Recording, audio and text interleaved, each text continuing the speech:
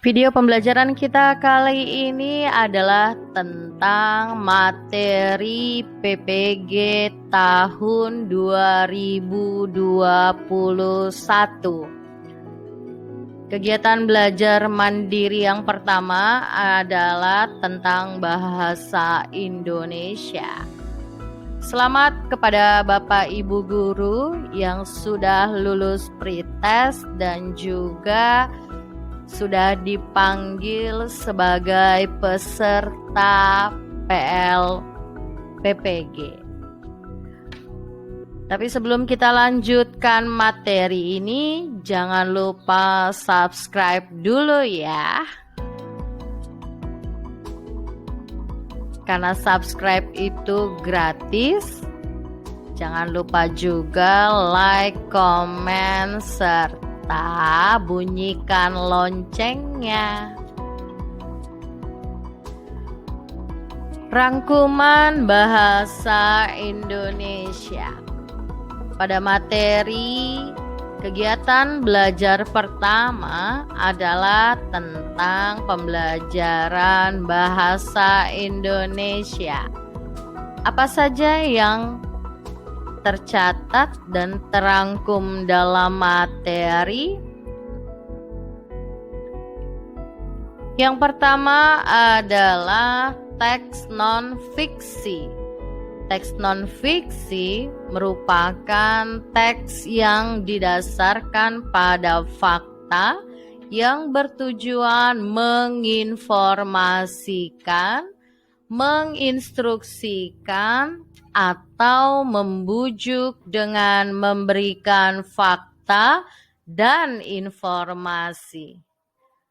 Teks ini menjadi penting fungsi informatif yang berlaku untuk berbagai bidang kehidupan, misalnya sains dan humaniora.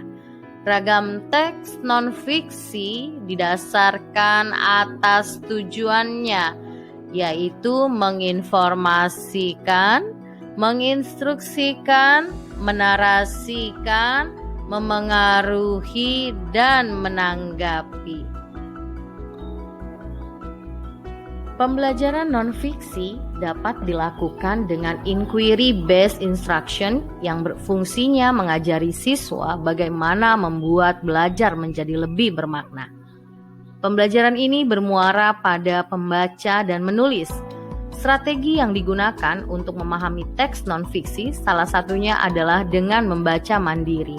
Dengan tujuan KB atau Kegiatan Belajar 1 PGSD Bahasa Indonesia mengembangkan kompetensi untuk membaca dengan seksama, lalu tanggapi dengan bukti untuk menekankan pada kesimpulan, menganalisis teks untuk mengklarifikasi ide, menggunakan struktur dan fitur teks untuk mengidentifikasikan ide dan informasi, dan menganalisis pilihan penulis. Strategi yang acap kali digunakan dalam menulis teks non-fiksi adalah pra-menulis, menyusun draft, merevisi, menyunting, dan mempublikasikan. Bagian C. Sastra anak memiliki banyak fungsi yang bermanfaat dan selaras dengan tujuan pendidikan, baik fungsi yang didasarkan pada unsur intrinsik maupun unsur ekstrinsiknya. Fungsi tersebut berguna bagi peserta didik untuk perkembangan dirinya baik secara personal maupun sosial. Oleh karena itu, perlu dilakukan pembelajaran apresiasi sastra. Pembelajaran apresiasi sastra anak dapat dilakukan diantaranya dengan menggunakan pendekatan prosedural, misalnya menggunakan model pembelajaran apresiasi sastra PIKK atau menggunakan pendekatan inquiry. Menyusun kreasi sastra anak dapat dilakukan dengan tahapan tertentu, diantaranya dengan mengikuti pendekatan respon estetik dan prosedur penulis buku cerita anak profesional, mulai dari tahap menentukan ide terbaik sampai tahap revisi draft cerita. Oke, demikianlah rangkuman KB1 Bahasa Indonesia materi PPG tahun 2021. Semoga kita lulus semua ya. Terima kasih.